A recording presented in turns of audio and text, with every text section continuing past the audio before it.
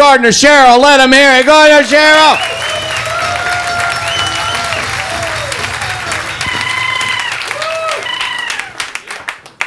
Wow, this is real. So yes, you're not reading that incorrectly. My name is actually Gardner Sherril. And yes, I was harassed throughout grade school with that. I naively thought it would end there. It's really odd when you're 50 years old, you're in a business meeting, making introductions. Some stranger leans over and jokes, like a garden snake. You know, but every now and then you get something that's original. I was out visiting my mom for the holidays. I was introduced to a priest. He looks at me and goes, "Hey, you growing potatoes in your pants?" You know, I gotta give him for originality. It made me laugh. So I've got two boys. Their ages 15 and 17. They're really good boys. You know, they get decent grades. Man, they smell. You know, teenage funk. I don't know. You know, you try to get them to wear deodorant. That really doesn't help. I mean, you end up getting this weird mix of a little bit of sea breeze with a heavy dose of open ass. Someday somebody will figure that out. My boys are completely different, which is, you know, normal. But my oldest, you know, he's a sweet kid, he's outgoing. He seems to really like his parents. He's my dog. You know. If you ever catch him doing something wrong, he just stops, looks at you and says, "I'm sorry, Dad." I hate that. Totally disempowers me. I don't even know where to go from there. My youngest, well, he's crabby. Glass is half full. I think he prefers his mom. But there are times when that kid can be so sweet.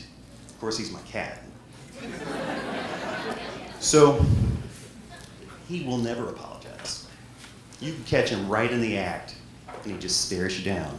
He's thinking, what are you going to do about it? Mom's got my back. And he's right. I get mad, I get in trouble. Go figure. So my kids fight a lot, right? Kids fight. I tell them, hey, look, guys, someday you're going to be best friends. Might as well start now. Well, in typical teenage fashion, they think I'm an idiot. Whatever. Well, I've got an older brother, and we are best friends, but that certainly wasn't always the case. My brother's the outgoing one. He tells the best dirty jokes. You know, he drinks with the best of them. So, of course, he became a priest.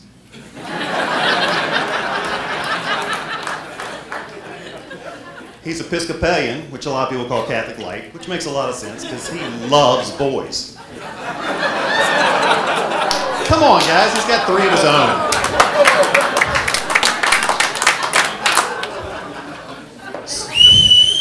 So he used to really harass me, right? So, you know, I was thinking the other day about this time when we all went down with a couple of families to the Cayman Islands. And I drank a bunch of Cokes. I had to potty real bad. And so as we're walking back to our hotel room, you know, I got panicky and asked my saintly brother for the key. And of course he wouldn't give it to me. So I ended up peeing in my pants, doing little donuts around the front door to everyone's delight as I cried. Or there was a time that he tied an M80 to my favorite toy. It's one of those Evel Knievel motorcycles. You wind it up and let it go. It does all these killer stunts, right? So he wound it up and sent it to oblivion. So, you know, I know my brother had some kind of calling to the church. I just think he'd probably been better set for like the Spanish Inquisition. My dad wasn't much help. My dad would let us kind of beat each other up for some period of time. He might step in, and he had this standard phrase he would say, "You boys quit playing grab ass." I knew what he meant, but that's such a weird phrase. So I looked it up. It so happens that it means exactly what it says. It's the pursuit of another person with the intention of squeezing their butt. What? What kind of games was my dad playing with his brother? Was this quote that he kept bringing up have some impact on my brother's decision to become a priest? So, someone over there got it.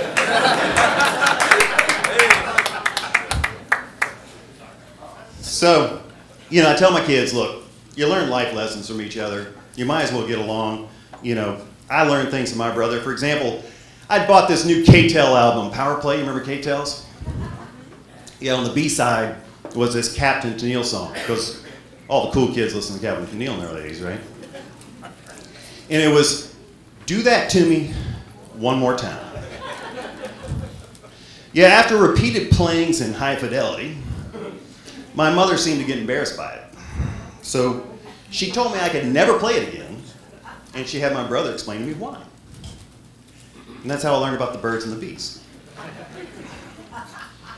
But apparently he went a little further than she'd intended, because sometime later my father came up to me awkwardly, says, "Son, your mother wants me to talk to you about." Horrified, I stopped him. I said, "Dad, no, I know all about that." He said, "Really?" I said, "Yes, sir." So we had this awkward silence, and he said, "Okay then." Well, fast forward 30 years later, my wife comes up to me and she says, "It's time you had the talk with your oldest." It's like, all right. So I walk into his room and say, "Son, your mother wanted me to talk to you about," and in like fashion, he stops me. Wow, the things these kids know today. Captain Tennille, they had no imagination. Thank you.